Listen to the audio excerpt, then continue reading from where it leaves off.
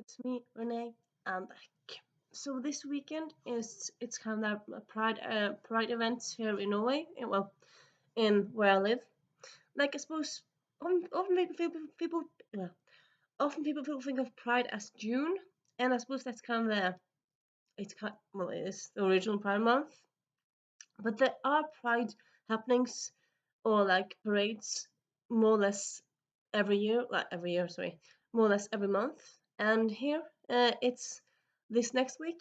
It's in a big city, like half an hour from me, but it's in my city, and yeah, it's all over. Well, it's a bit more this year than before. I suppose that's slightly because last year here in Norway we had there was a shooting at a gay bar just before Pride in Oslo, and that of course had some consequences. People were scared and whatnot. So now we kind of want to extra share we're um, that we're open and accepting to the queer community. So yeah, all this is kind of just a little intro for me, kind of wanting to show you the queer books on my TBR and the queer books that I own on my TBR. Not like the queer books on my radar, but the queer books that I own. And yeah, also decided to do like a physical book, so I have some audiobooks, and I'm not gonna show you those books because that's a bit difficult to show you audiobooks. So I suppose I could have move in a picture, but I don't really do that. So yeah, first we have Can't Spell Treason Without T, which is a cozy fantasy steeped with love. I believe it's a sapphic story. It's by Rebecca Ford. So she first published it herself, and then actually I think this year, it's being republished by Orbit. But yeah, so she has this book, and she also has a book about like the pirates on the high seas, and I want to get that one as well. But yeah, I love me some tea, so definitely gonna read this one soon. I feel like soon as in this year. Then we have hmm, A Lake of Feathers and Moonbeams by Dax Murray. So this is a YA and actually also a polyamorous fairy tale retelling of the Swan Lake, which yeah, it's not something you see very often. I got it 2 years ago, at least 1 year ago now, so it's been on my TBR for a while. This video could easily be renamed like books that be on my TBR for quite a while, but yeah, I found it on like a list of like queer reads, and yeah, I love the Swan Princess, so definitely gonna read like Swan Lake retelling in other versions, and yeah, I do want to get to it soon. I just haven't yet, and yeah.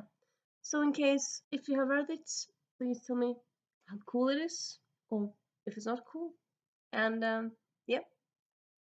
Then we have From Bad to Cursed by Lena Harper. So this is a paranormal romance. What's the word again? Adult paranormal urban romance story, and it's set in contemporary. It's contemporary. It's set in a companion series, so it's all set in the same town. I will say, yeah, town. This is the second book. The first book was Payback's a Witch. There's a third book already out. I don't have that one yet because I don't. And yeah, kind of gives me like full nice witchy vibes. Um, this one I believe is sapphic romance. Well, sapphic. I think the first one's sapphic as well. But yeah, if this is a female love story, or if it's a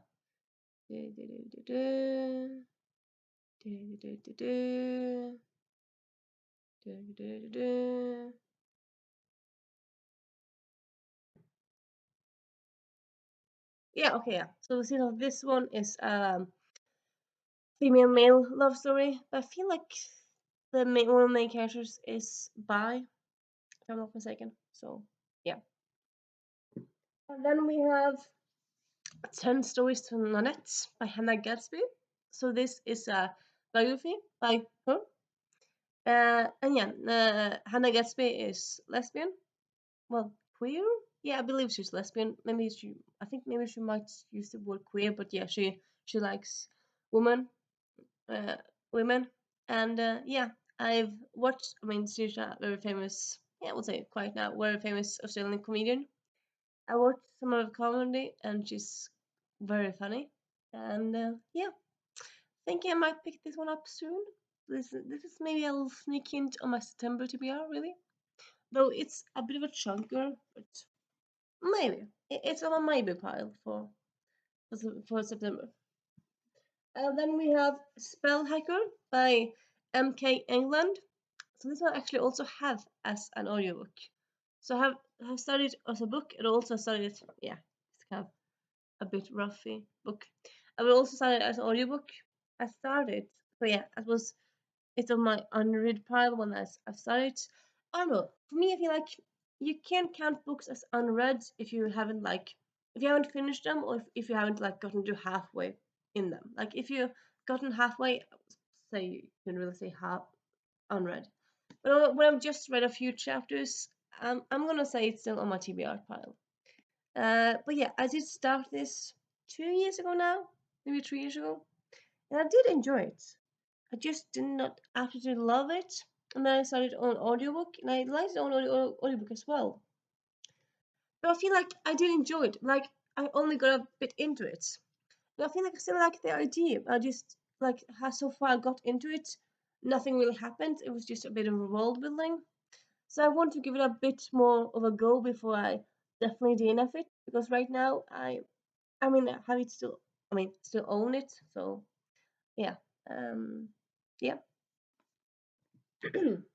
Then we have This Coven Won't Break. This Coven Won't Break by Isabel Sterling.